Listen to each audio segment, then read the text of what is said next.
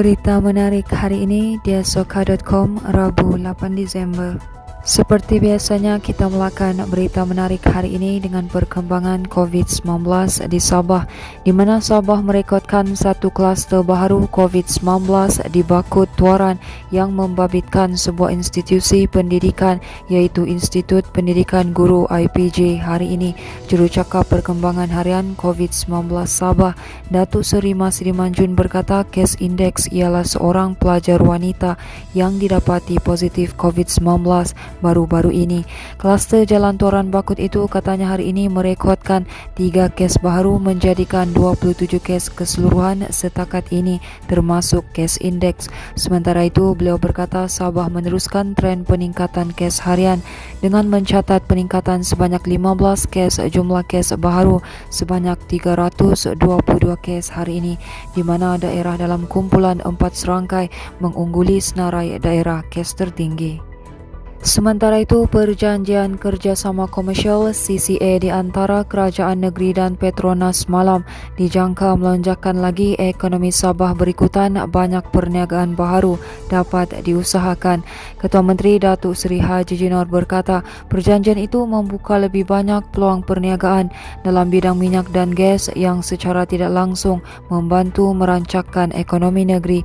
Beliau berkata demikian ketika ditemui pemberita pada Majlis Tahlil 100 hari pemergian bekas yang di-Pertuan Negeri Sabah Allahyarham Tun Sakaran Dandai, Kota Kinabalu malam tadi. Semalam Kerajaan Sabah dan Petronas menandatangani CCA yang menjadi titik bersejarah kepada negeri ini.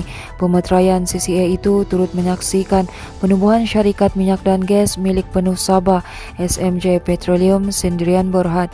Haji Jian juga Menteri Kewangan Negeri berkata pemeteraian CCA itu juga adalah hasil daripada usaha kerajaan negeri supaya Sabah diberi lebih banyak peluang dalam industri minyak dan gas. Manakala Loji Rawatan Air LRA di Sabah berdepan masalah kerosakan pam akibat tersudut sampah dan pasir yang dibawa arus sungai, Timbalan Ketua Menteri Datuk Seri Bung Mokhtar Radin berkata ia antara punca gangguan bekalan air sering dialami pengguna di negeri ini. Beliau berkata pembaikan pam yang rosak pula memakan masa kerana perlu menunggu pam baharu atau alat ganti dari luar negara. Beliau berkata demikian pada sesi soal jawab persidangan Dewan Undangan Negeri Sabah di sini hari ini. Menteri Kerja Raya Negeri itu menjawab soalan tambahan Calvin Chong Kiat Kyun mengenai gangguan bekalan air di Sandakan.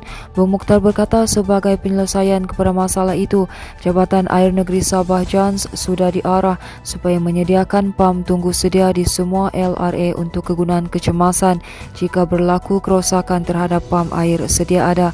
Tambahnya, isu gangguan bekalan air bukan saja berlaku di Sandakan, malah di seluruh negeri kebanyakannya disebabkan masalah pam rosak.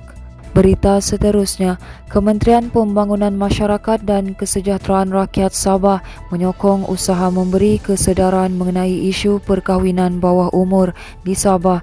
Menterinya Datuk Insinyur Syahalmi Yahya berkata, soal memberi kesedaran mengenai hak wanita dan wanita muda yang berkaitan dengan isu itu adalah sesuatu yang baik dan boleh dilaksanakan di bawah kementeriannya. Bagaimanapun katanya usaha menangani isu itu yang membabitkan soal undang-undang berada di luar bidang kuasa kementeriannya.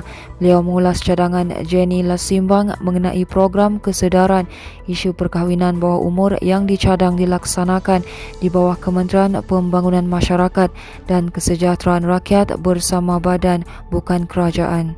Seterusnya, operasi pencarian kanak-kanak yang dikhawatiri di Baham Buaya di Kampung Senakut Felda Sahabat 16 Lahad Datu masih berdepan kebuntuan selepas memasuki hari keempat. Jurucakap Pusat Gerakan Operasi Jabatan Bomba dan Penyelamat Malaysia Sabah berkata operasi pencarian dijalankan di pesisir pantai sejauh 15 km dari lokasi kejadian. Katanya operasi mencari dan menyelamat juga dijalankan menggunakan kaedah surface rescue bersama agensi penyelamat lain.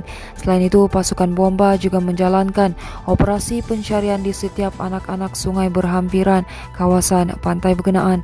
Tambahnya, pasukan SAR berjalan menyusuri anak sungai selain cuba mengesan bau busuk yang mungkin terhasil daripada mayat mangsa.